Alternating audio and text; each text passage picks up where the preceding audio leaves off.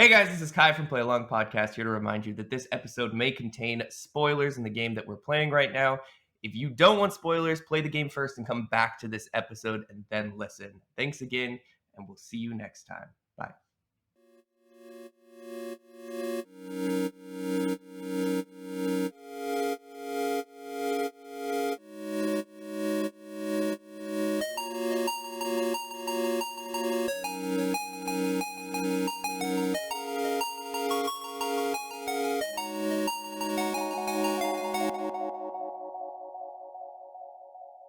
Hello, friends. Welcome to Play Along Podcast, the podcast where we play through games. I'm one of your hosts, Jared, and I'm joined, as always, by my two beautiful friends, Kai and Ben. How are you gents doing this morning/evening? I'm doing well. Yeah, I was waiting for Kai to go first. I thought I was go like, I first. didn't know if I was supposed to go first. I'm good. I'm finally here. Two out of the three of us have sick new fades. So we all got haircuts though. Technically, I got a haircut. Mine's just not exciting. Yeah, you got a trim. Yeah. I nearly shaved all of mine off, and Jared completely changed his entire hairstyle, but it looks awesome. Absolutely. If you guys want to see our new fresh looks, make sure to head to our YouTube channel, youtube.com/playalongpodcast, to see our video versions of the podcast. Yes, you guys indeed. are doing well. You guys are doing well this morning. Yeah. Awesome. Excited to be here to record the. I'm Chrono nervous about this entire series. I don't want to shit on another nostalgic game. We've already seen what has happened with the backlash or pseudo backlash that we got from our Super Mario RPG hot take, and we are now almost infamous for that. So we are worried that Chrono Trigger might be similar, but who knows? I mean, it's looking okay in the beginning, so, and we'll get into that definitely. If you guys don't know, Play Along Podcast is a weekly podcast where we play through games in kind of a book club / audiobook format. What we will do is myself, Kai, and Ben, we will each take turns and rotate choosing a game. We will then pick that game and then break it up into sections. We'll then come together each week and discuss that specific section. We'll go into gameplay. We'll go into mechanics. We will go into the narrative. We do go deep into the narrative of all the games that we cover. So if you're trying to avoid spoilers for any kind of game, either play the game along with us as we are playing it, which all of the schedule for that is listed on any of our social media, or play the game, to this podcast, or just don't listen to our podcast. That's also an option too. Or play the game first and then come back and listen to it afterward, which is perfectly fine. We see a lot of people that will play a game first and then will come back and listen to our episode, or they'll play the game a little later and then as they're playing through, they'll listen to our episodes, even though we were past the series. But yeah, that's perfectly fine. Evergreen content. Yeah, come back and listen to our show whenever is convenient for you. But if all that sounds interesting, follow us on any of our social media. It's Play Along Pod, Instagram, Twitter, TikTok, Discord. I remember the Discord this time. YouTube, all of that's in our link tree, and you can find our link tree wherever you can find our podcast. And also leave us a 5-star review.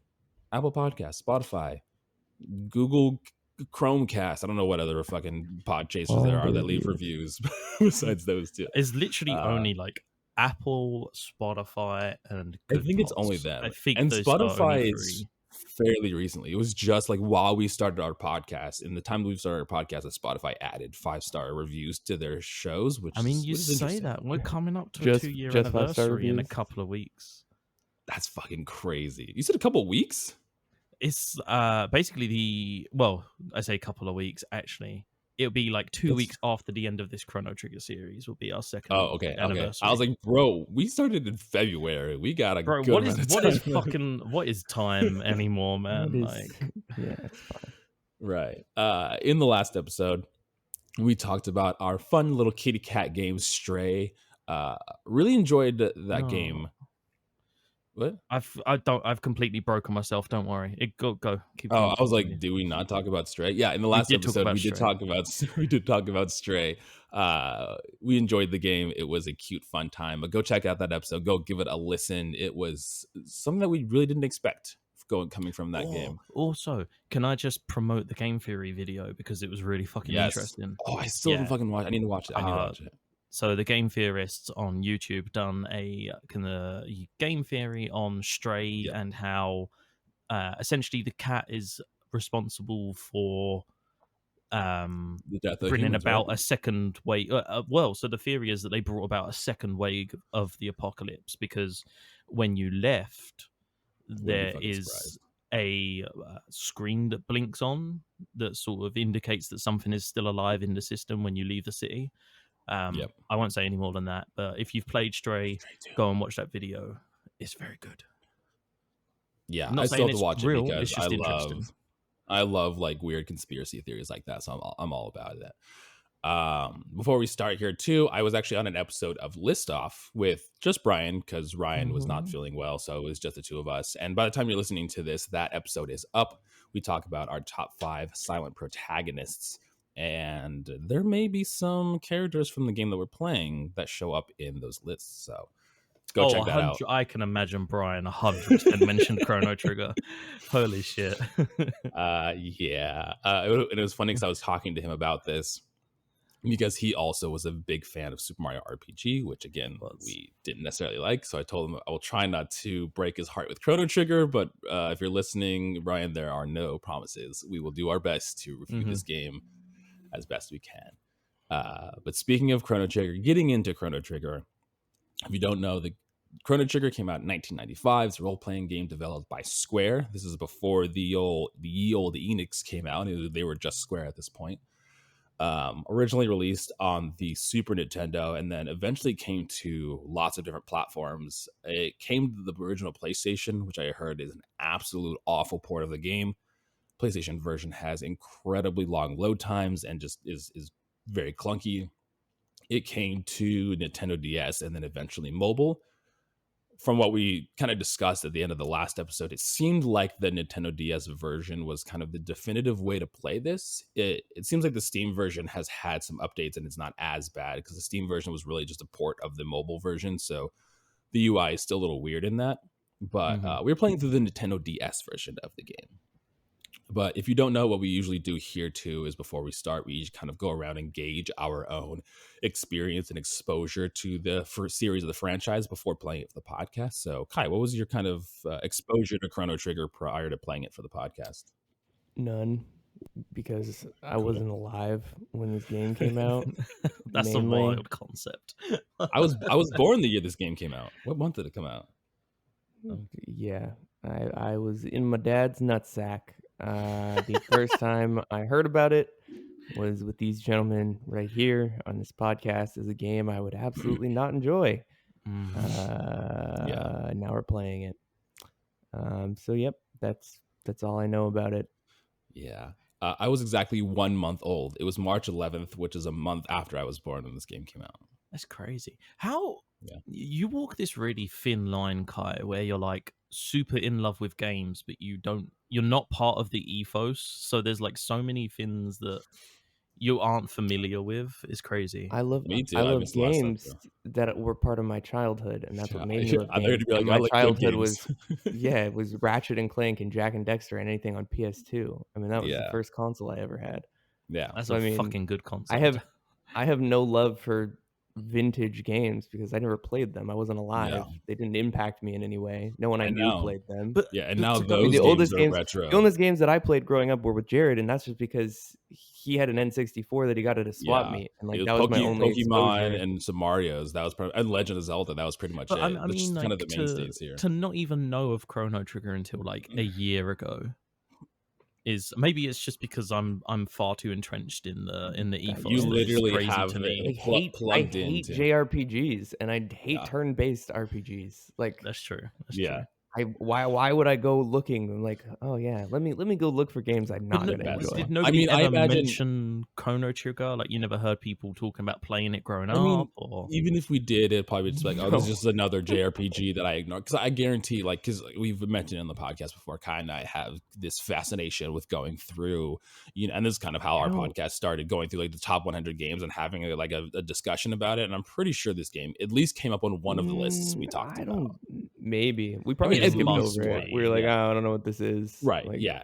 Exactly. I'd be like, oh, I heard people talking about that. It did not stand out on a list of 100 best games, which I've been through several dozen times at this point. So yeah. But Ben, what is your exposure to Chrono Trigger prior to playing for the podcast? It was one of those games that I knew about and was always told that I should play. But I like JRPGs. They are very very much a time commitment. Okay, so like Chrono Trigger's like what, 26 hours, which now is fuck all, but at the time was a very, very lengthy game. And so I always was just like, we said this when we discussed Ocarina, because we compared it to Ocarina, and that's kind of where the meme of it began as for our podcast of like, I'm so funny with time mechanics and introducing time travel into storylines, and that was kind of where it started from. So I knew of it, but I was never going to play it. And then I decided that it was going to be my main next series, but Jared beat me to the punch, which is fine by me because we were going to play it regardless. I did not know about the DS port. I would have played it on the SNES if I had picked it myself personally. But without getting too much into it, I'm glad we're playing the DS port. The DS port seems really, really good, and having that second screen as your map and like your menu system is just absolutely brilliant. But yeah, I was aware of it, but I'd never touched it. Yeah. No, and I'm in the same boat as you, Ben. I think Chrono Trigger has always kind of been on my radar as someone who does like JRPGs and grew up with a decent amount of them. But as of late, have seen a lot of JRPGs that really don't take advantage of your time. JRPGs that are just like lengthy to be lengthy. Like I was playing through Dragon Quest. I don't even read the most recent one. What's the recent one? 11? What number is the recent one? 11? 14. Yeah. Dragon Quest 11. And I really liked the game, but then to hear other people talk about like the sheer length of it, and not only length, but where it like sets up to end and then just kind of keeps going, and like, oh, you beat you defeated God, and it's like there's a whole like 50 hours afterward, and it's just like that's not what I'm looking for. Like that's too, like this is fine, like 26 hours, whatever, like that's a good length for me. But the JRPGs that are like 100+ hours, I'm just like, nah, I can't. I don't have the time commitment to play that long of a game. Completely separate note. I was looking at IGN just very quickly. I was looking at IGN top 100 games because I was curious where Chrono Trigger came on it. And according to the staff at IGN, Burnout 3 Takedown and League of Legends and Animal Crossing New Horizons are all better games than Divinity Original Sin 2 and Borderlands 2. I don't know if I agree with the Borderlands take, but Burnout 3, fantastic. Burnout 3 is fucking good. It's an amazing game. Love Burnout 3. Where's Chrono Trigger on that list? I'm just trying to find it. Let me do Control F. Yeah, I'm doing a lot of scrolling. Yeah, exactly. It's not on the list. Watch it won't be. Chrono Trigger 5 results. 24. There you go. It's not terrible. I think that's a good middle ground.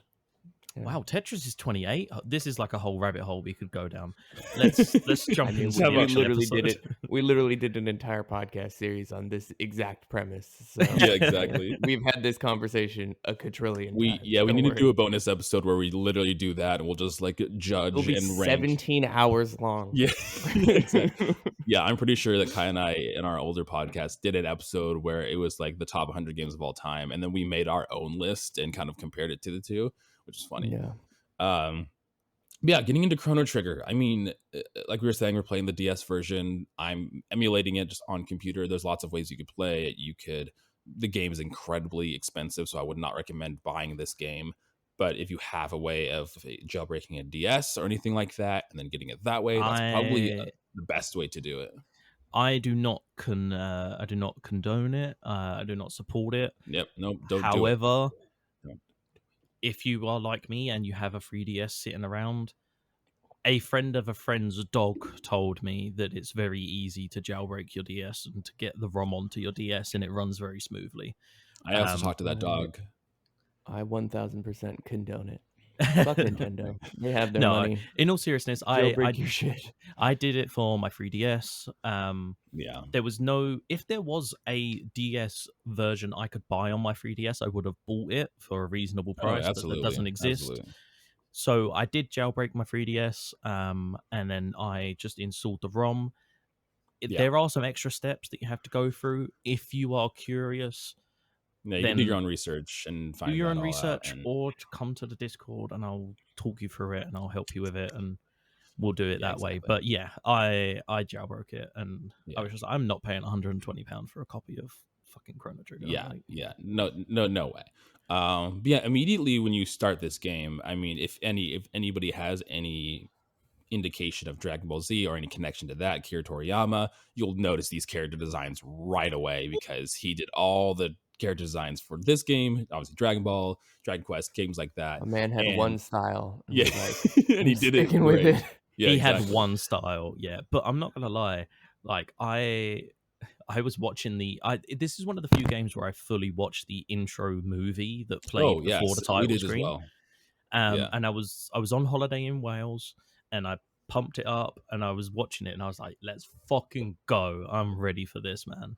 And then But the that graphics intro generally looks sequence nothing is like it, but well, yeah. The graphics look nothing like the intro sequence. But apparently, there are with this version specifically, there's about 6 of those cutscenes throughout the game that weren't present in some of the original versions. Other than like, I think the PlayStation version had that intro sequence because of it, kind of the better hardware there.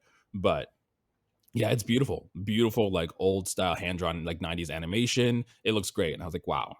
But you're right. Then you go cut to the pixels, and you're like, this is not what this game looks like at all. I mean, but it's fine. It's fine. he still looks like Chrono. He still looks how he looks Yeah. in the thing. But yeah, that intro movie was that pumped me up. I was like, okay. Yeah. But you start the game, and you can name your character. Ben, did you ever name any of your character or your allies any different names than their original name? Normally I do, but this time I couldn't be bothered. I just left them as default.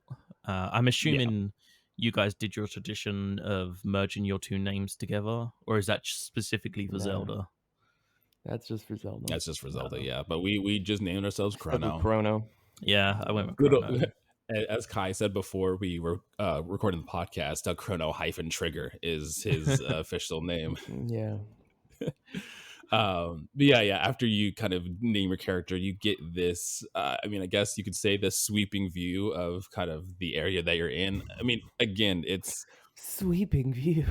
Exactly. It's not any kind of nicest way to describe it. Pan right across the continent. Yeah, exactly. You're seeing a top-down isometric view of kind of some of these buildings. There's kind of this castle in the background, and from what we thought was explosions, looks like there's like fireworks that are shooting off from this castle. There's some form of celebration that's going on. Again, we thought it was like the fucking Battle someone's of being Britain, attacked. mate. Exactly. I was like, something's fucking going down here. No, apparently it's a celebration, and then Yes, this would be when we cut to the bedroom in which we find our character, right? yes. So after this cutscene, it does cut to the bedroom where you finally get control of Chrono. Your mom is kind of waking you up and telling you that you're going to be late for the Millennium Fair, which is kind of the big celebration that we kind of had alluded to here. After that, you finally get. I was gonna say that's how you know you're playing the JRPG, because the mum is your like mom from the wakes you up. get-go. Like, I swear every Exactly. Pokemon game is the same. Like, it always starts with your mum waking you up like, oh, today's the day. Yeah. Or every Zelda game. No dads in this universe. Why does it? No. What's wrong with dads? What did dads ever do to you, JRPGs? They just. I've always assumed that all of the dads in JRPGs have just died in battle or something. Like, they're just just not around. They're non-existent. There's a reason these motherfuckers ended up making 60-hour games about being magic. You know, they had no dads. No, moms sad. only moms.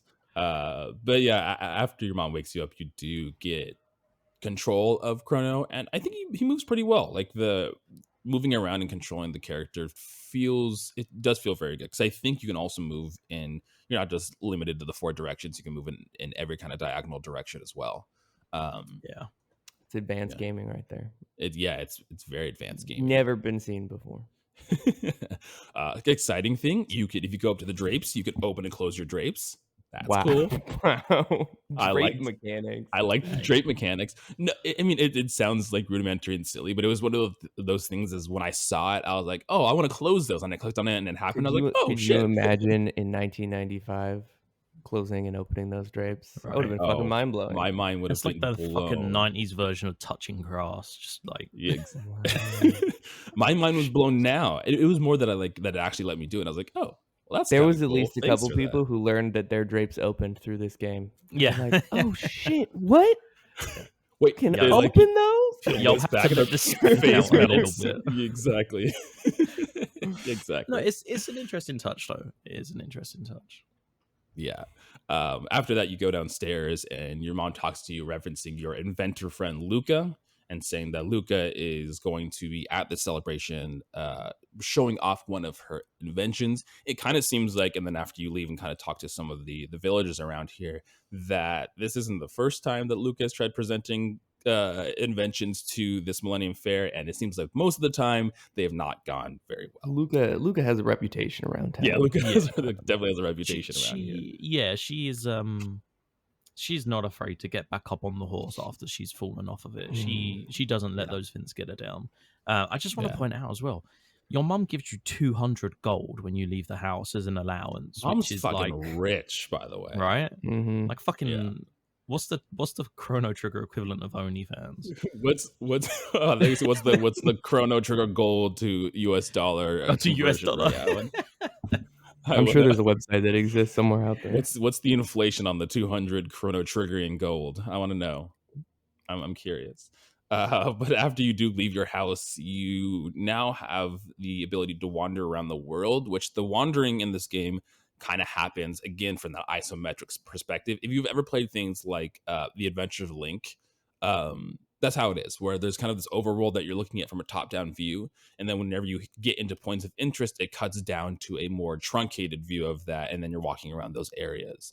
I mean, it's not terrible. I think it's fine. I don't have any real issues with it necessarily. I mean, it kind of go on. What? I was gonna say, it just kind of takes away from like any kind of exploration, like when you're walking around there. But it just kind of seems like simplistic exploration more than anything else. Are you talking about the overworld map? Yeah, because right when you leave like your house, the when you're map going screen from there in to between. where the Millennium Fair is, you go to that wandering screen.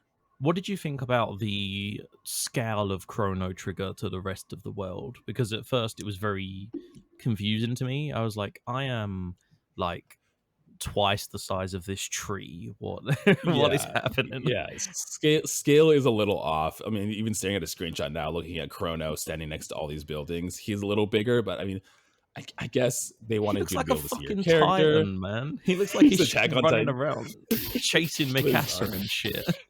Yeah. That's why he's the main character. That's Obviously. true, I guess, yeah. Exactly. He's the big character, which means that he's the main character. He's the only one that's important. Yeah, so after you kind of wander around, you can head into kind of the town square, the Millennium Fair area here. I think we just went there. It says that there's the Mayor's Manor that you can head to and kind of learn some of the mechanics of the game. We just went straight to the Millennium Fair. I didn't do any kind of exploration. No, I was very much like, okay, I'm going to the fair, so I'm going to the fair. Because I didn't know that there'd be exploration. I kind of assumed that a lot of these sort of JRPGs early on, they kind of, you can go somewhere, but there'll be some dude who stops you from getting in. And then, like, I started playing Majora's Mask recently, and it's like similar to that when you try and leave Clock Tower. Like, you can't leave Clock Town until you've done something because the guards stop you. And like, so I assumed that something like that would be in place. Yeah. Or the Pokemon anecdote that you can't leave if you're starting town. And even if you do talk to the people around there, nothing happens. They're just like, oh, you should talk to Professor Oak. They kind of just lead you to what you should be doing anyway. Have you seen the Millennium Fair? You should go and visit the Millennium Fair. Have you seen the Millennium Falcon? The Millennium Falcon. But you also kind of get a way of battling and learning the mechanics in the Millennium Fair too. So when you show up this Millennium Fair, this is large fairgrounds. There's lots of little tents. There's lots of points of interest here. And at the time being, you can kind of just explore this fair. You can actually start building up silver points that you can earn to get more gold and to get different kind of items and everything. There is a section that I talked about where you can fight this. I don't even know what to call him. His name's Gato. He looks like a big robot, like a cat robot or something. He's he's like a battle mech. He's Luca's invention. And Gotcha. He is essentially almost like a small version of the Iron Giant that you just kind of fight, and then you earn silver points based on how you. That was the first time that I had ever battled. Oh, also to mention, I think this is for the DS version specifically too. I don't know if it's in the Steam version. There's a couple different ways that you can tackle this game, and you can kind of adjust those settings at any time in the very beginning. But one of the things that we did is this game has a turn-based option, or it kind of has a option where all the characters are on a cooldown. Like everyone can go and attack at the same time, and whenever your cooldown fills up, then you have the ability to attack, and that's how we're playing it. And I've actually enjoyed that way. I wonder if that's gonna fuck us later, though. It might. It definitely might, but we'll see. I believe I'm playing turn-based. Okay. Because in this one, it shows on the bottom screen, it shows the characters, and there's a blue bar underneath them. And once that fills all the way up to the top, then you can attack again. But if all of them are filled up, you can do both or all your characters, and they'll all attack at once, as long as their gauge is filled up. I'm gonna double check. I have my DS next to me. I'm gonna double check, but I'm 99% sure I'm playing turn based. But carry on. Yeah. So that robot was kind of the first interaction that we had with this battle system specifically. Ooh. Wow. And like I said, I enjoyed it. I enjoyed this version of it because, like I said, it kind of made me feel like, the game wasn't necessarily wasting my time. Like I didn't have to sit there and wait for someone else. I mean, I did have to sit there and wait for the cooldowns to load, which I was fine with, but I didn't have to it's my turn. Now it's your turn. Now it's my turn. There's another thing where you could do is you could speed up the battle mechanics too, which I think is so cool. Like more JRPGs should have this option to speed up battles, because we know that some of these games have like tanky bosses just to have like bullet sponges, for lack of a better word. And it's like, if you could speed up that process, like hell yeah. Looking at you, so Super Mario RPG. Yeah, exactly. Where is your sped up battle mechanics? Exactly. So I actually really enjoyed the battle system of this game so far.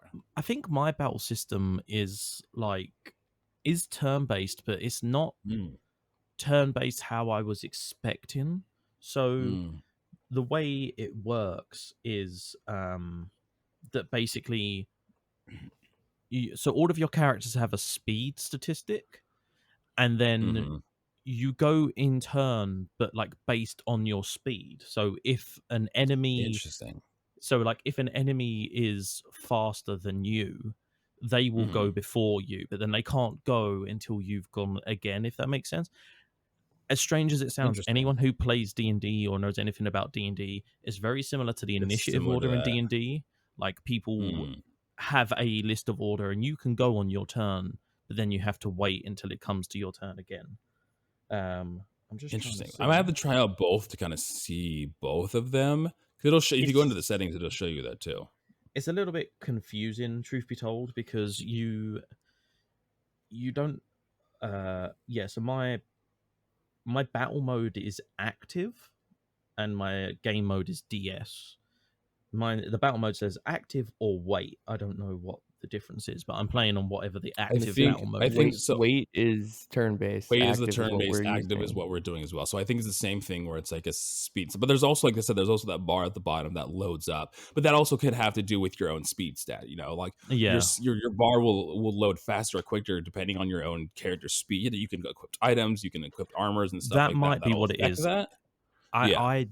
I think I just didn't see the blue bar, because I would just kind of wait until my characters had an icon that said, like, do an attack, or I can't remember what they call magic in this game, but whatever they call magic. I think it's like techniques, tex or something. Tex? Yeah, I think it's text. Yeah, So that's kind of one of the points of interest here.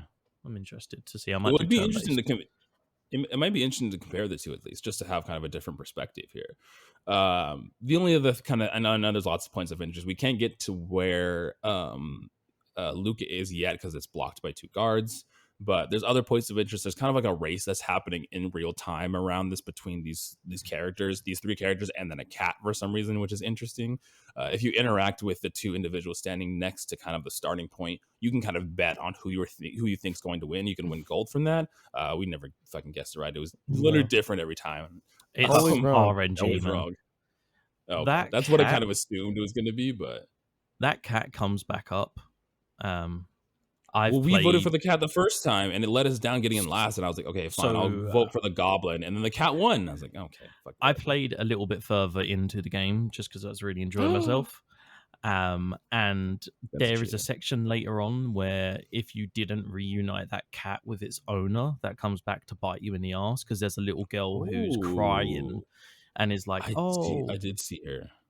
yeah, she's like, oh, where's my cat? Da, da, da. But I couldn't work out how to get the cat to her, so I was just like, fuck this. Wow. I don't know if it. No, Showing interesting. strong use of foreshadowing in a story. That's you know. I don't know if it's something Maybe decisions there's that could hope. affect a story. I don't know if it's something you could influence or if it's just kind of there Yeah. to be used against you later on. You'll see what I mean in the next episode. But yes. Yeah. Okay. Did you but buy yeah, kind of. Did you buy any stuff from the merchant? I think we bought a sword, the Yeah, we iron bought a sword, bronze or sword the or bronze iron sword. sword. Yeah, like I that. don't think we could afford the iron sword. The iron sword was like 700 gold. Yeah, I we definitely bought upgraded. a large sword. I upgraded my sword and did I do any silver stuff? I feel like I got some silver bits to get more gold. That was it. That's what we did. We didn't do anything else. There's the one last thing that it just interacted with once is there's kind of this underground area where you go. There's 3 guards, and one of them is like the guard you need to pick, and they all kind of swap between each other. It's like the ball and the cup kind of game, and then you have to pick the right one. Oh, it's like a 3-card Monty situation. Sure. Yes. Yeah. Okay. Yes.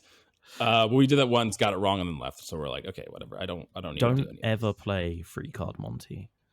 3-card Monty is when there's 3 cards and one of them's the queen, and you have to find the queen to win your money. It's always a scam. Don't ever play 3-card Monty. It's the same thing.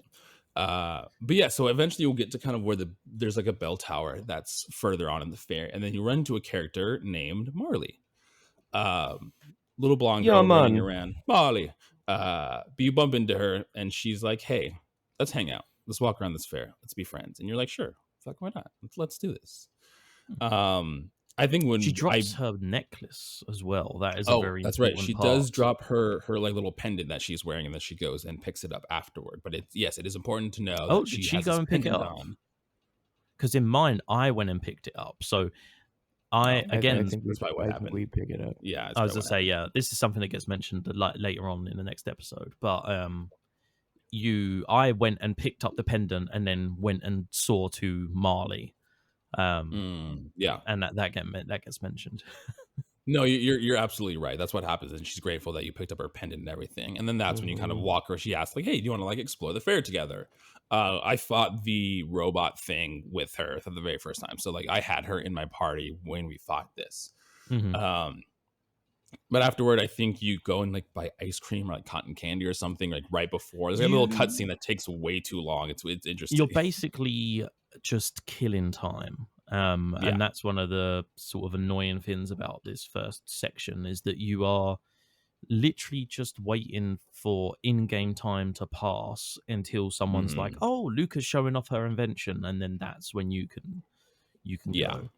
I mean, it's not terrible because terrible because you can, there's that whole side quest with the cat. If you wanted to do that, you've got the robot, you've got the race, you can buy from the merchant, you can spend your silver points. Like there's enough stuff to do to pass time. But you are there's enough in this Millennium Fair to do where you can just kill time. But eventually they do prompt you that Luca is here to show off the invention. So you and Marley kind of head up to that area. Luca and I think her father, right? Yeah. Yes. Her father Luca and her father are showing the most off underwhelming teleporter on the planet. Showing off their teleportation thing that they have built. And they're showing moving one person from one side of their invention to the other side of their invention. They're like, "Oh, that's kind of cool." And holy that's shit, it works. And it works, actually. Luca's invention actually works, which the crowd is also very surprised because it seems like the crowd's also like, "Here we go again. It's another one of Luca's inventions. Let's see how it gets. It's a disaster this time." but they need another volunteer, and Marley volunteers to go up. And as she walks up and stands on this teleportation device, the pendant on her necklace glows. And as it glows, it creates this portal between the two teleportation devices and sucks her into the portal and closes. Which everyone's like, classic. The fuck? What happened? How? I love the way they do this. Like, Chrono gets teleported successfully, and everyone's like, ooh, and Luca's like, no, hang on, wait. That might have just been a fluke. We need to redo it again and make sure. Let's try it again. Which, I mean, to be fair, scientific method, you have to be able to replicate your findings and all of that shit. So exactly, it makes sense. Because they also didn't seem like this thing was going to work either. Because they're like, damn, it worked. Okay, let's try this again. I was waiting for like some Chrono Trigger spin-off where it's just like the Fly, but like Chrono turns into some weird like Chrono Trigger creature instead of being teleported. Some like he's just like a pile of his bones and flesh on the other side of the other side of the teleporter. So now Marley has teleported into this wormhole that has opened up, but her pendant has been left behind. So in our very heroic fashion, we're like, we need to save her. We met this girl 5 seconds ago and she's important now, so we have to save her because plot. Yeah. Like, also, how does the necklace get left behind? Explain that shit to me. Everyone knows necklaces can't teleport. Yeah, so like for some reason the necklace gets dropped. I can't remember if she's wearing it or if she's holding it. And when she gets sucked into the wormhole, somehow it just lands on the pen. It's called plot armor. Couple things here. This is a teleporter, not a time machine. Suddenly turns into a time machine when it reacts with the necklace that magically stays behind. But then miraculously, fucking Lupo or whatever her name is figures out how to figure out how to manifest time because she comes and picks us up. Shit doesn't maybe, like I said, maybe that's like the key. And always you need the key to start the car, but the key, I guess the key goes with the car when you start it. That was a bad comparison. If you think about it, okay. If you don't think a teleporting machine is technically a time and space machine. It's just moving you to a different space in the same time. So what if there was a key that could bring it to different times?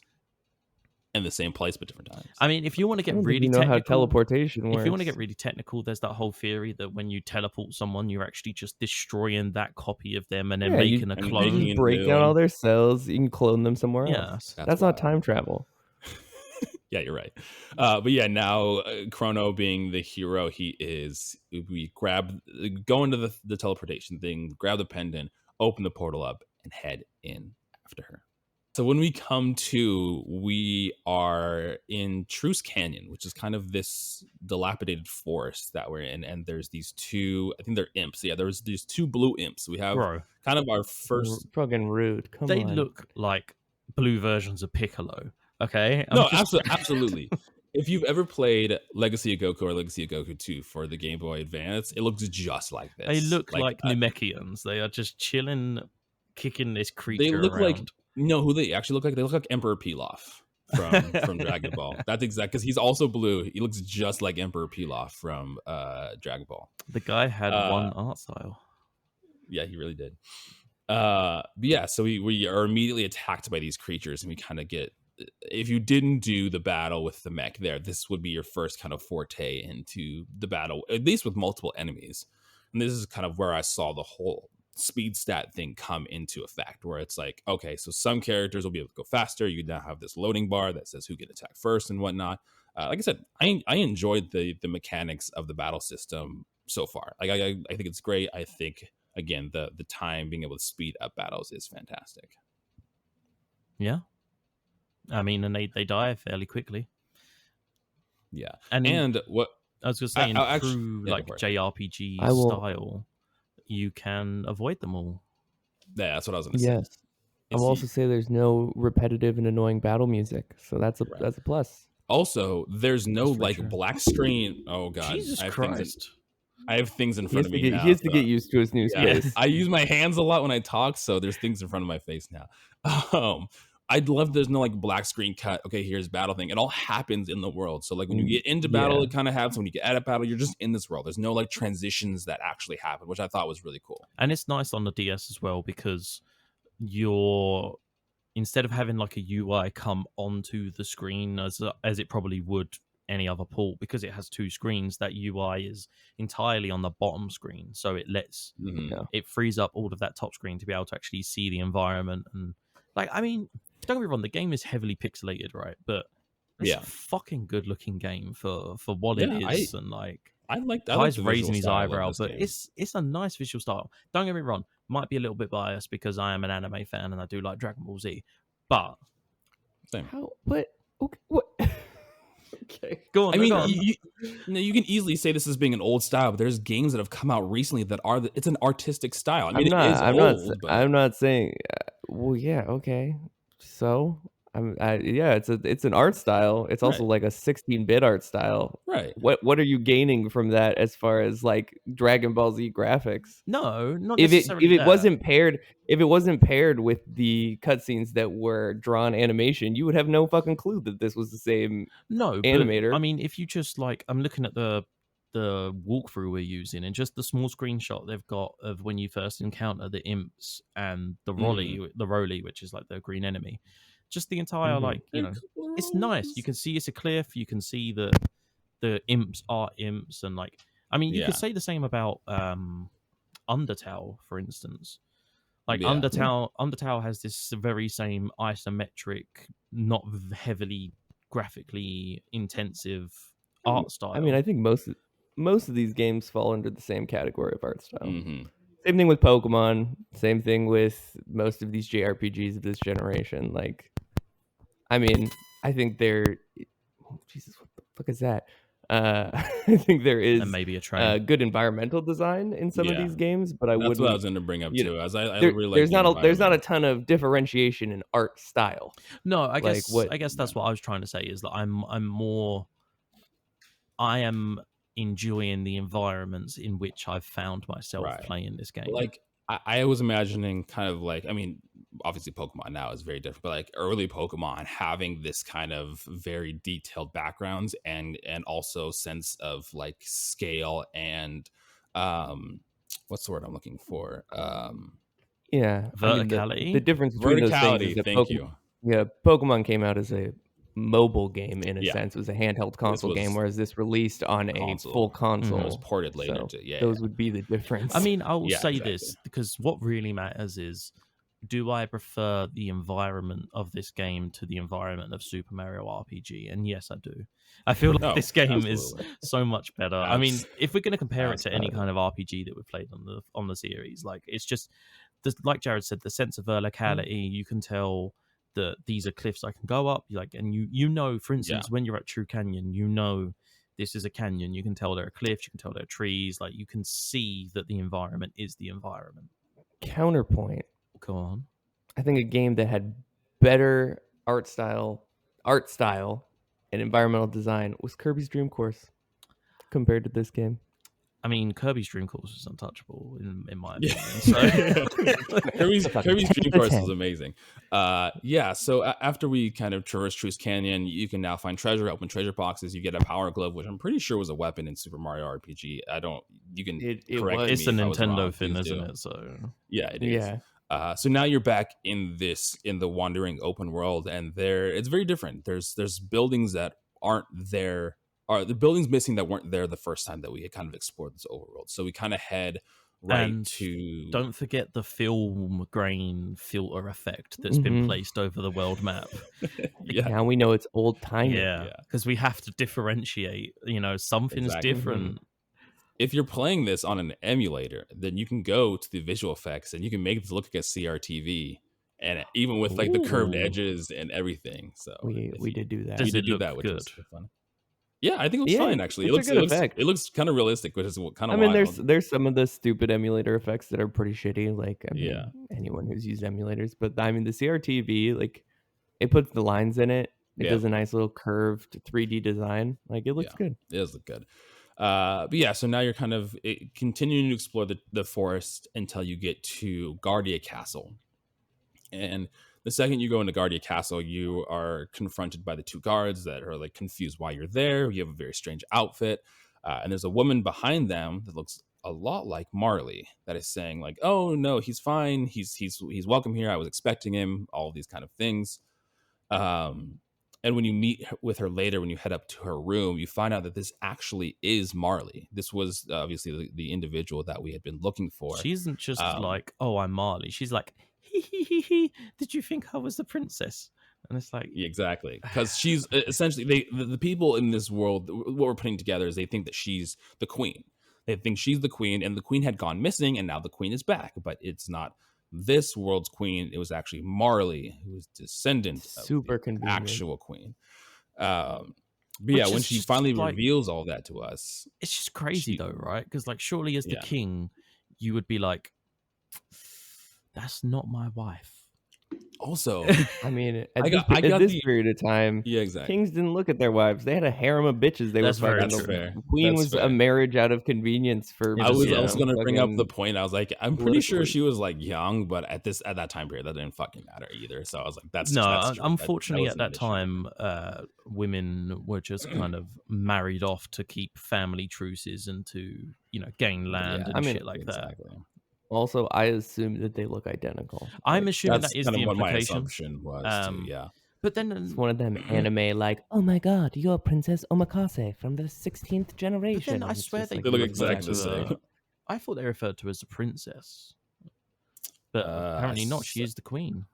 Yeah, she is the queen. Queen Leanne. She's the princess of our time. Yes. She's the queen of their this time. Yeah, that's she's the descendant of the queen. In the lineage of the queen. Yeah. And they do a whole breakdown of that too, because when you talk to Marley, she says, she starts glowing. She says, "I'm scared, Chrono, help me," and then she disappears.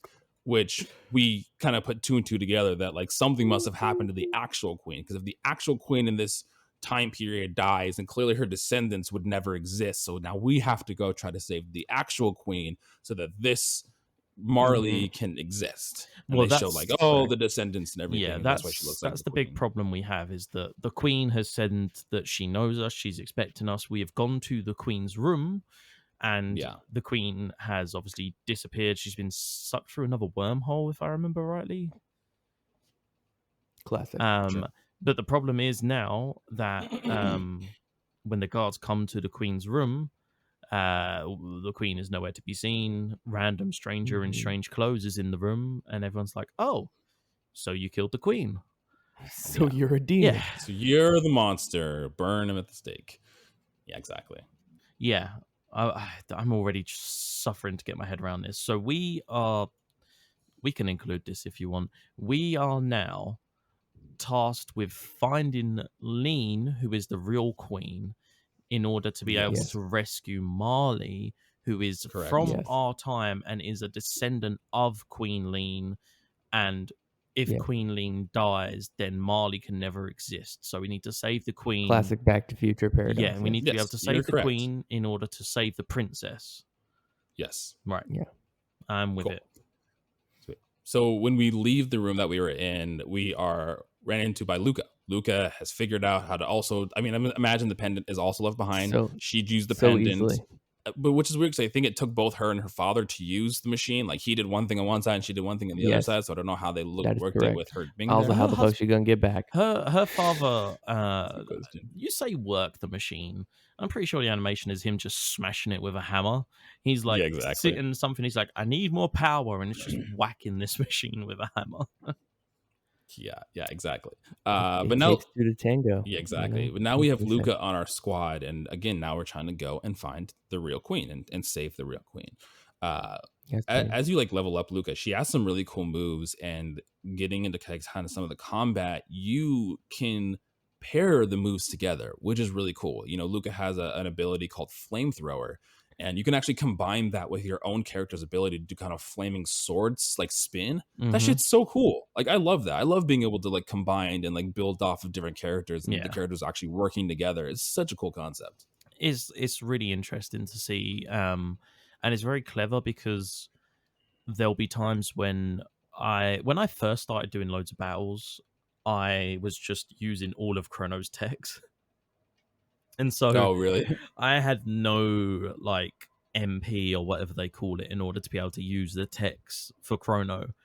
So I couldn't do the flame fin anymore, because you need it takes MP from both of the people. So it takes, like, for instance, that flame one, I think it takes like 2 from Luca and then like 1 from Chrono or something like that. Yeah. It takes their whatever MP that they usually use for that tech. That's what you have to use. So if it like you need 2 for the sword spin and like 1 for the flamethrower, it's going to take those from each of those. They need to each have the required tech to be able to pull off the combination. Yeah, and they all combine. There's a character later on who we might see just in this chapter, I think, where he has the ability to heal people, and you can combine that with Chronos to be able to heal the group instead of healing one singular character. Yeah, which is again super cool. I like it.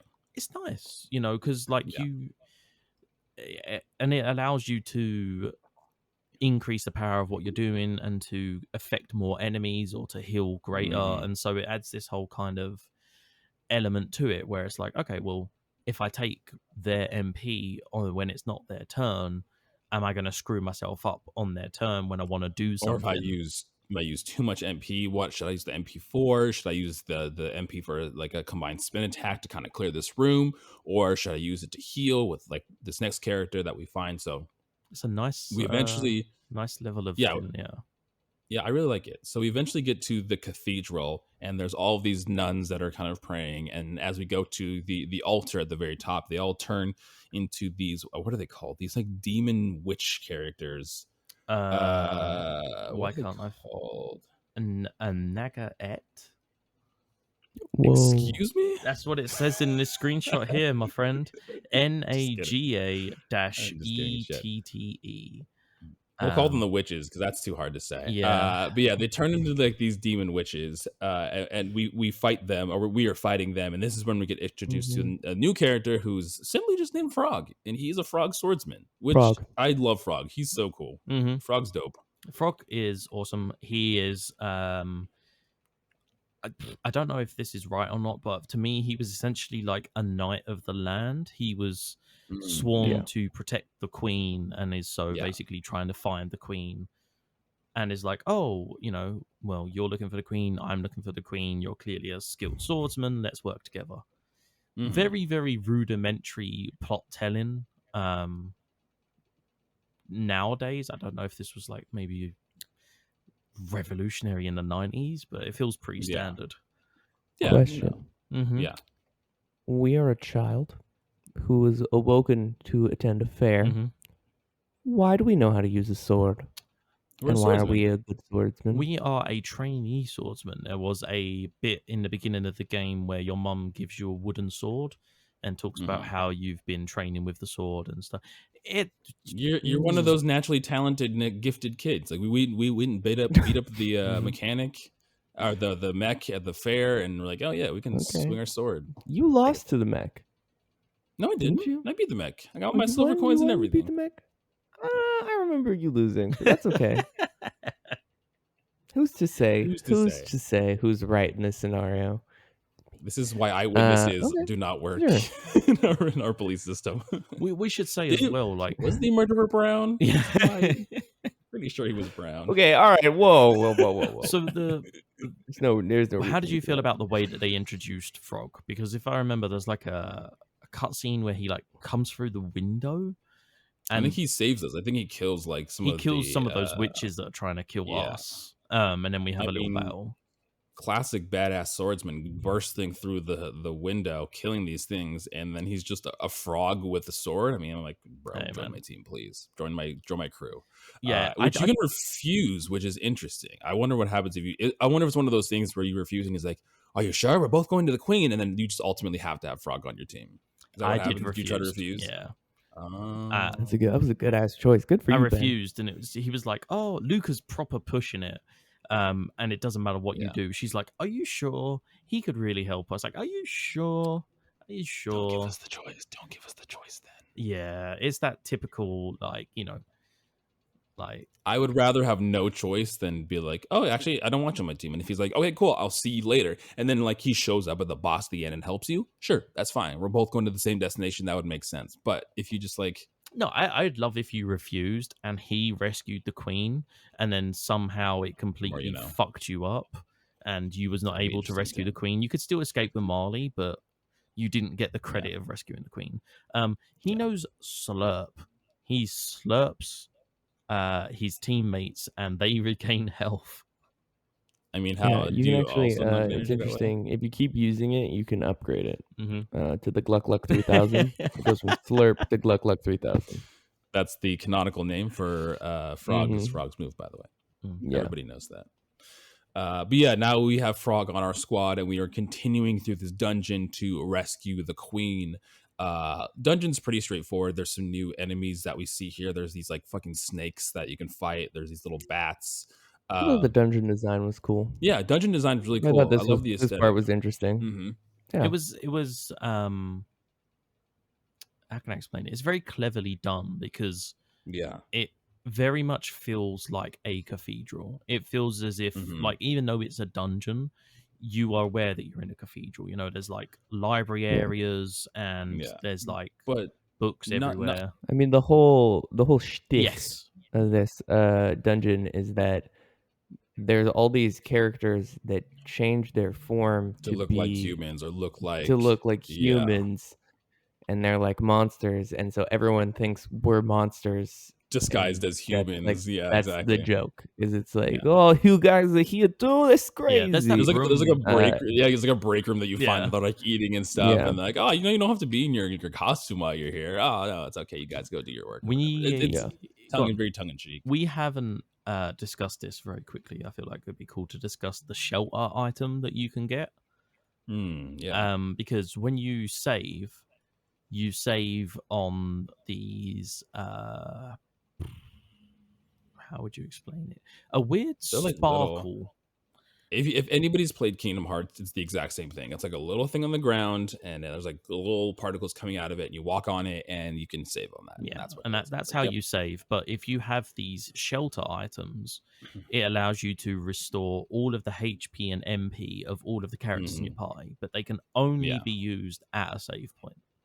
Yeah, exactly. One thing that I also really enjoyed, other than like the aesthetic of this really being a cathedral, is kind of how we first dive deeper into the cathedral, is finding a secret door. There's a couple like puzzles that you have to solve where you're like hitting latches or hitting levers in different areas to unlock secret doors, and I really loved that aspect of it. I mean, it's not very like super Zelda dungeony, but it definitely gave me that dungeon feel where it's like I'm exploring these, I'm solving minor puzzles, I'm fighting enemies, and like you said, the aesthetic is really good. I loved really everything about the cathedral. Yeah, I know it's probably a weird comparison, right? But it's very clear playing Chrono Trigger to see where games like Persona get their dungeon layout ideas from.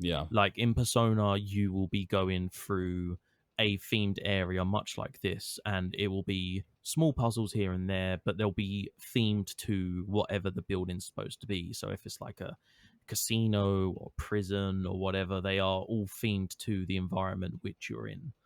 And so it's very cool to see that like Chrono Trigger, I'm not going to say that it was the one that started that, but it's very cool to see that in such an early JRPG. And even you can kind of see those foundational things. Yeah, like even the puzzles, like some of the puzzles are just like you need to find 2 skulls in order to press them, and then when you've pressed both, it opens a door and things like that. It's just they're simple puzzles, but it kind of. But I think fits. It was like they were easy enough to like not like bash your head around, and like they weren't super. They're that perfect middle ground where it's like, yeah, these are fine little puzzles. Yeah, bash your head around is definitely an expression that people use every day. They're the perfect middle ground of like they weren't super difficult and they weren't incredibly easy. They did take some like looking around, but I didn't have to like look at the walkthrough really for any of this. Like it was just my natural sense of exploration and like curiosity guided me through I'm this. just that good, guys. You know, that just happens. But then we get to the end, which is the big boss, the very first boss we're fighting, which is Yakra. Which, if you're looking at this, can you describe to me what Yakra is? Is he like a peanut butter monster? What's happening here? He does look like a peanut butter monster. That's what he looks like. He looks like if a giant mole covered himself in peanut butter.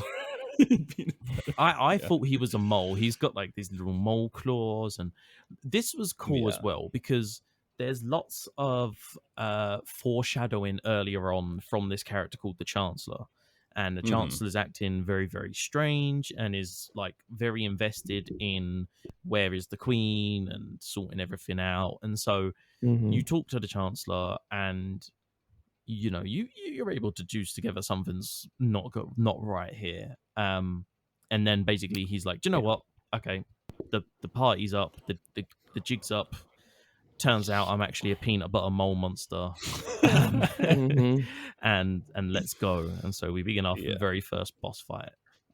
Yeah, which I really enjoyed, and this was a lot of learning and implementing the skills that we had learned up to this point. You know, we have Frog on our team, so it's like using Frog's slurp ability, combining that with Chrono's, combining figuring out what does the most damage. Right, figuring out what does the most damage and everything. Physical attacks, is it tech? I mean, in this, it seems like bosses will eventually have some weaknesses, but at this point, Yakra does not have any. And he has an attack that kind of, he dashes forward and hits every single one of the characters. So he has like, that's what it kind of gives you that mole. I think it's called needle spin or something, where he lunges at each one of the characters and then back to his original spot. Again, I like this. I think this was a good introduction boss. It was a good first boss that wasn't like incredibly difficult, but gave you a little more challenge than some of the other enemies. It obviously has a larger health pool, and was a good way of implementing the abilities that you've learned up to this point. Well, also what was interesting is that he has a counter attack. So every time he takes damage, he kind of, I think the needle attack is that counter attack. And he damages the whole party for like, it says 10 to 20 damage. But I did this unintentionally. I didn't realize this was a tactic. So Yakra moves around the room, but your characters are stationary. If you wait for Yakra to be close to one of your characters and then attack him, a text prompt comes up that says too close to counter attack, and he's unable to counter now and then. So I got it every now and then, and I thought I was getting lucky. I was like, oh, sweet. Interesting. But apparently it's a real mechanic that you can do in the game that if you time it properly, you can use it to your advantage. So that's interesting to know, though. Super Mario RPG all over again. Yeah. But it's interesting to know that it would be cool if you was able to move around as well to a certain extent, because then I feel like it'd be easier to implement that. Like you could move your character next to him and attack, but it is what it is. But Yakra, good first boss fight. I think wasn't too difficult, but good setup for bosses going forward.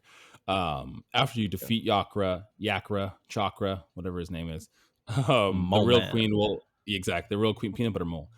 The real queen will show up. She will thank Frog, invite all of you guys back to the castle to reward you for saving her. If you open one of the chests, I think the actual Chancellor was locked inside one of the chests. He was indeed, which I thought was really funny. We head back to the castle, and I think we depart with Frog at this point. He says his goodbyes to us. He's not part of the squad anymore. His main goal was protecting the queen, and he did his due diligence there. We meet back up with Marley, which we finally do a reveal that she is a princess of like these descendants. She's more important than just this individual that we had met.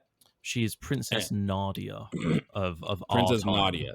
That's what her true name is. Marley is just kind of her cover so she can go and do real people stuff because she's one of those princesses. She's very filtered. I know that's not what I was going to say. I know it sounds weird. She gives me very much like Princess Diana vibes. Like Princess Diana was like the princess of the people when she was like, didn't like to be called princess. She did everything for other people. And Marley has the same kind of, every time you call her princess, she's like, no, don't. I'm not princess. Call me Marley. She doesn't want to be called Nadia. She's very much like, you know, I'm one of you. Which is interesting. Possible foreshadowing that she's going to be killed by the deep state in a car accident. Who knows? No. If she suddenly becomes pregnant with Saudi Arabian politician's baby, then we got to worry. And supports the AIDS epidemic and finding solutions for that for black and brown people. It's gonna get real dicey. Real problematic Chrono Trigger here is So we kind of stopped playing after the castle part. There is a small section that happens afterward. So after you finish talking to the queen, you head back into the forest with Marley / Nadia and Luca. And what we've inferred now is that Luca has created this device called the gate key, which is a little blue orb that opens the portal back to the original time. So now they have this gate key that can open these portals. She never invented anything successfully before this and pulled off teleportation and time travel back to back in an hour-long period. Maybe the time difference between the two times is like maybe it's a lot of time. So the only thing I can think of is that she somehow used the pendant to create the gate key. Yeah. In my headcanon, that's kind of what it was, is that like the gate key is it's like a wand. It's a stretch regardless. I will never not laugh at headcanon. Every time I think it's funny. Man, I got this headcanon last night. It's but I mean, in all seriousness though, like Kai said, it is very, very strange that she was able to create this device. And I mean, she came and got us very quickly, but we don't know how long it was in her time. You know, like she's the same age. But also very true.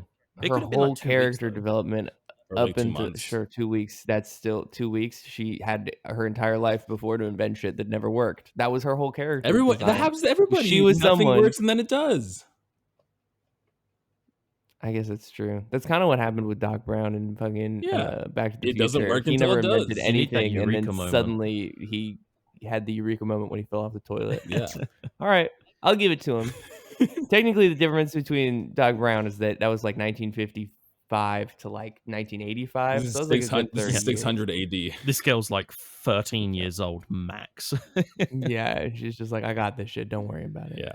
But yeah, that is all for this section of Chrono Trigger. We're left to wonder what is, if any time has passed with going back to our real world, what will happen afterward. Now we know that there's this princess who is not in her castle. She is wandering about, probably without the permission of her She's guards. Wandering about. She's wondering about. Just a good old wonder. She's just wondering about. Wow. About. But yeah, so we'll get into kind of how we felt about this section. I mean, we were kind of talking about it throughout the episode in its entirety, kind of how we were feeling. But Kai, when we start with you, just as succinctly as possible, how did you like Chrono Trigger so far? Well, it started in 1996. You were born and you're just like, fuck JRPGs the minute you came out the womb. I think I will still struggle with this game because it's not the things I tend to appreciate. Yeah. The art style is very similar to most games that came out at this time. The environment design is moderately okay, I guess. I mean, there's nothing at this point that has really stood out to me as interesting. You guys need to take that. That's probably the best compliment that's going to come out of this. Is the best that you're going to get from Kai. Exactly. Yeah, it's like, it's fine. I mean, once again, we're very early, so maybe there'll be like a lot of environment diversity. We have time travel now, so in theory, we can go anywhere, anytime. I know there's dinosaurs in this game, and I like dinosaurs, so I'm looking forward to that. Yeah. The enemy and battle mechanics are interesting and different than almost any other turn-based RPG I've seen, which gives me hope that I will learn to appreciate them more.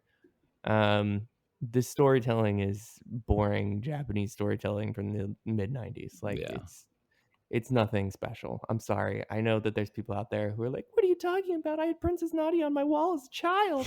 And it's like, I'm sure you did. And I'm sure that I hope you've grown. And, you still know, have that picture but up there, yes. too. Yeah, still just, got you, baby. The boss fight is good. I think it has a good sense of humor. It's light. It has, like, you know, that kind of classic video game, locking the Chancellor in a chest and like the break room scene. Like, it keeps it doesn't take itself too seriously, which is good to see. I'm interested to see how bad the time travel loops get. We're gonna have to have like there's any bootstrap paradox and how frustrated we all get with how, you know, messy this gets. But maybe this is the best approach to time travel. Maybe this is it, guys. Maybe we found the needle in the haystack here. Maybe this is the one. We need to have. We're gonna have to have like separate in between episodes where we break down and try to figure out the plot and lore of the connection points of the time travel. So, Oh man! Every time I hear Yeah, Bootstrap Paradox, I Jesus. just get PTSD flashbacks. from Ocarina of Time.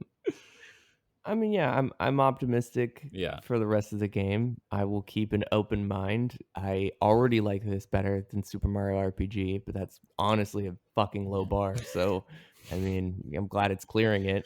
I do think the intro to this game is pointless. Like, you didn't need to do any You talking of about the entire exploration fair part. and Yeah, the whole fair. It's Mm. not a good tutorial. It's not interesting. You literally could have just opened like a walking cutscene directly to where you go to the, The teleportation thing, yeah. and Marley gets sucked into it, and we go after her. We didn't have to know her. We barely knew her in the first place. So Yeah. like, you didn't have to introduce us as like, oh, She could have been just wow, standing this in pretty- the crowd around, and yeah, then she could have been standing in the that crowd, might and that's actually how have the been a game little more worked. compelling if she's like random stranger gets sucked up. I mean, again, she's a random stranger still. But 5 minutes with Yeah. just meeting is not. mate, a big I don't know difference. if it's just me, but like if something like that happened, I'd just be like, oh shit.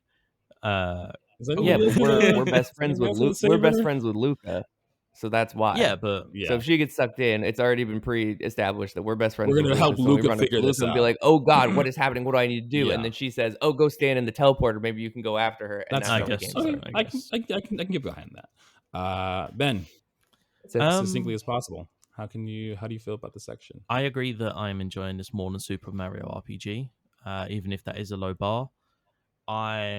Again, the art style we've discussed is, it's Dragon Ball art style is fine. The environments are interesting enough at this point in the game. I don't know if it's just because it's early on.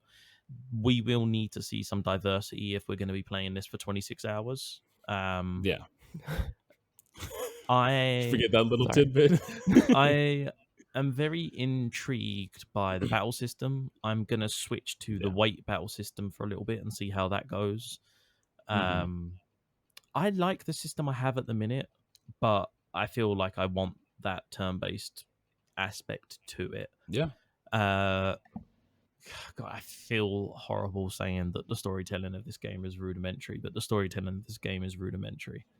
At least so far. I mean, that's not necessarily a bad thing either. It's the characters are charming people- enough in a way that I'm kind of like, okay, I'm invested to see how this plans out. But at the moment, nothing has happened where I'm like, oh my god, wow, awesome! Like, who would have guessed that the girl that we needed, ended up being some important fucking figure, and we got caught up in it was. Again, maybe that's because we're playing it in 2022 and we're not playing it when it came out. I don't know how. I mean, storytelling has wildly fucking progressed since the 90s. I am super worried about the time travel element. That's the thing that's always in the back of my head, and how convoluted is it going to get where, can so-and-so have existed if this happened, and blah, blah, blah, blah, blah. So Bootstrap Paradox. Also, what about the butterfly effect? Like, we went back in time, we had completely different clothes, we presented ourselves, someone disappeared because of some action we don't know if that we didn't even have to take part in. Yeah. We just kind of showed up, and nothing's changed in the future. The future is exactly the same when we go back, even though we literally brought the future back in time. People are appearing out of nowhere. No, we're in the present. The present would be the future. If you go to the past and you go back to the present, but that's no, I now understand. the Have future you guys of that past. played? We haven't. We are section still of in the the game? past right now. Yeah, we haven't gone to the future yet. See? Oh, we haven't gotten to the future. No, we are yet? still in the forest in front of the gate. We haven't gone any further. Now, all I'm saying is, in the next section, there may or may not be a trial that happens and consequences of your actions. So, all right. You're right. I'm hooked. Yeah, I mean, I reflect everything that you guys have said. I'm enjoying this more than Super Mario RPG 2. I like the visual style. I think probably I don't really have as much issues with the narrative. I think for me, honestly, these kind of games when they're like these older RPGs. Years of playing Pokemon has numbed my senses not needing story. Yeah, exactly. It's more compelling to me if games start off being very simplistic with their story, and it's like if the whole game was just like this, I'd be fine. And then they reveal more emotional, deep, like segments of the story. That's almost more compelling than if it started out being deep and meaningful. Like I almost like, cool, yeah, this isn't a nothing game. I like the gameplay. I like the environments. I don't care about the story. And it's like, oh, I am starting to care about the story. That's fascinating. This is now interesting. Sad boy games. I need empathy yeah, I understand. and I need deep plot, and exactly. I need to hurt. But I don't necessarily need all of that, at least right away. Like if it comes into later, then it definitely makes the game stand out and be more appealing. But at least at this point, honestly, what's standing out most for me is the gameplay. Like Kai was saying, this kind of tackles. I mean, I've played other RPGs like this, but at least in this style and SNES games, it almost feels like a game. I mean, it was remade and there was quality of life things, but even just the rudimentary parts of this that came from the SNES version feel like their quality of life changes to RPGs that came out during the same time that Chrono Trigger was coming out. Like it feels like it's more advanced than some of the other 16-bit RPGs that came out around its era, which is, it's super cool. I'm really liking the battle mechanics and all of that together. But I'm interested to see where this goes, especially that, our decisions of affecting the past might have some implications in the future, and there might be some effect to those choices. And I've heard from other people that there is legitimate dialogue decisions that will affect the ending of this game. So we might have different endings, and the possibility of us having different endings and having a conversation about that is very exciting. It might just be a weak start, gentlemen. It might just be a weak start. Gentlemen. We are, to be fair, are like 50 minutes into a 26-hour game. So yeah, exactly. But yes, that's the first section of Chrono Trigger. In the next episode, we will be playing through the trial and Beyond the Ruins. Those are the two chapters that we will be playing through. Yeah, excited, pumped to get more Chrono Trigger in. But now let's get into a recommended section where we recommend you some shit that's video game related or not video game related. Happens to be video game the related music. this week. The section where we recommend you some shit. Get wrecked. That's a different thing, but it works in this instant.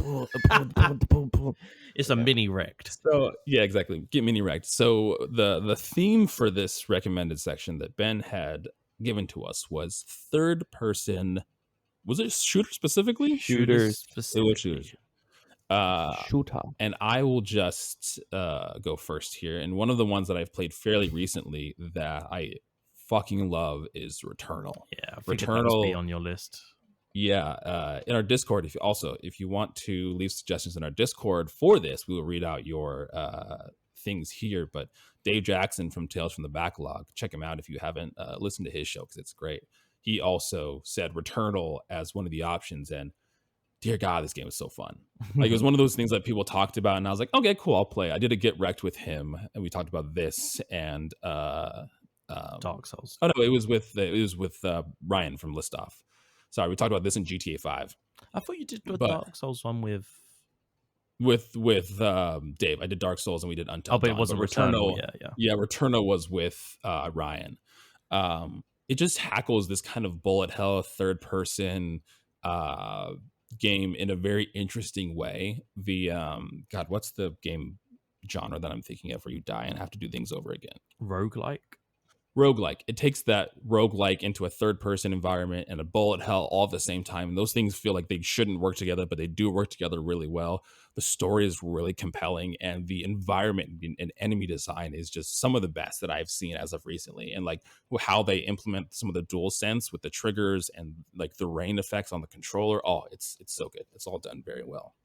So Returnal, if you haven't played Returnal, check out Returnal. That was the only one I had, but you should also play Gears of War. Gears of War is good too. Ooh. That's its entirety. I'll go off of the back of that because I have a couple that I'm going to speed through. Because mine is also basically any Gears game, specifically 2, 3, and 5. I feel like they are the best ones. On my list, I also have Uncharted, specifically 2, 4, and Lost Legacy. Lost Legacy being the best one, even though it's a spin-off, is the best one. Red Dead Redemption 2. Fucking hell! If you've not played Red Dead 2, go and play Red Dead 2. Yeah, just skip through the first 30 hours and you'll be fine. I would say that we dropped Red Dead 2 the first half because it was almost unbearable, and I was like, I don't like this. I'm not enjoying myself.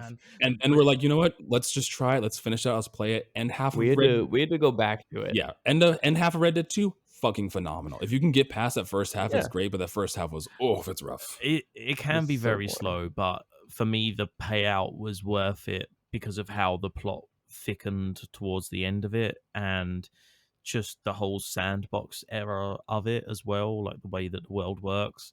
Off the back of that GTA 5, that's just a fun little run around, shoot shit kind of thing.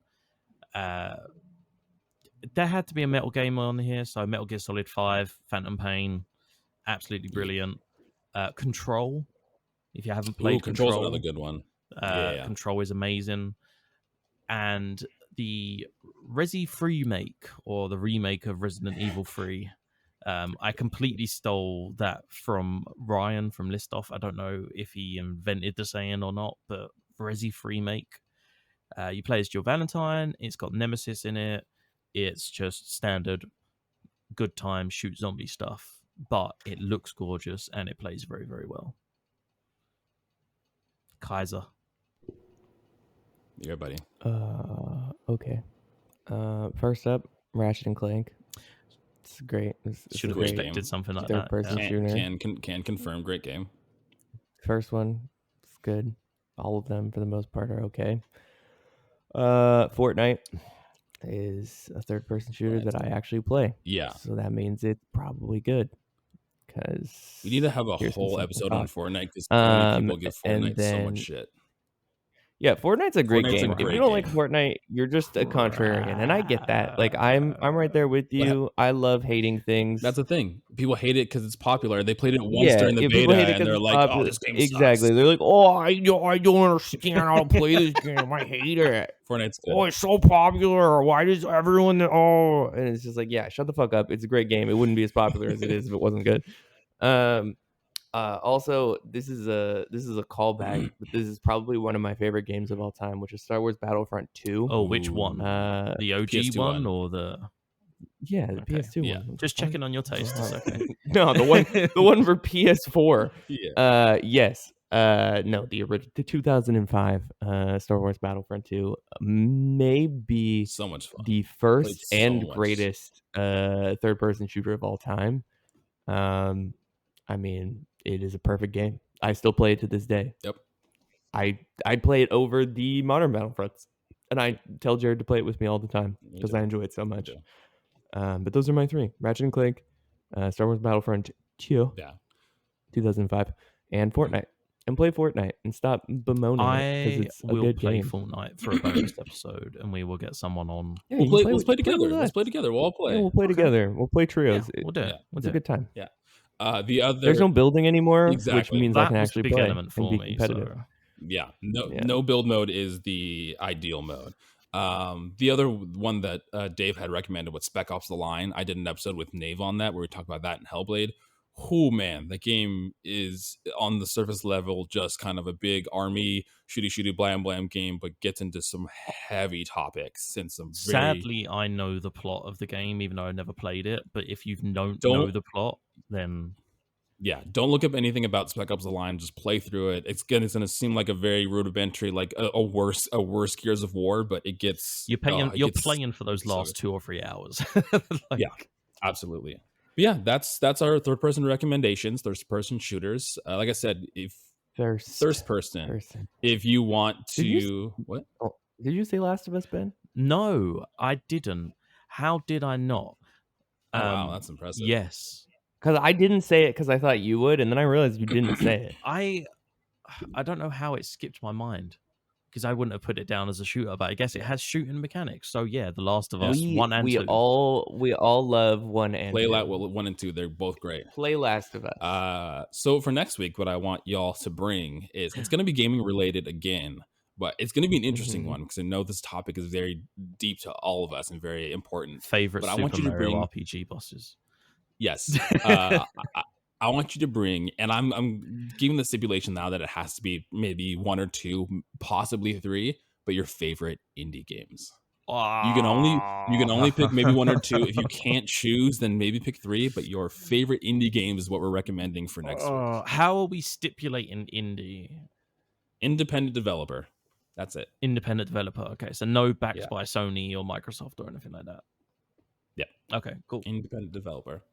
No kind of no help from the big boys upstairs. Just I kind of feel bad for Kai. Can you narrow your encyclopedic knowledge of indie games down to a top 3? Yeah, I got this. Okay, sweet. Okay, guys, thank you for listening. We're very excited to start Chrono Trigger here, and I hope you guys are excited as well. Are we? Some of us are. Make sure to follow us on all our socials. Like I said, wherever you find our podcast, you can find our link tree that has the lists of all of our stuff on there. But next week, we'll be tackling again the trial and the other chapter that I forgot the name, but go check the schedule because it's on our social media. So, but until then, guys, we love you, and we will see you next time with some more Chrono Trigger. Peace out. Bye.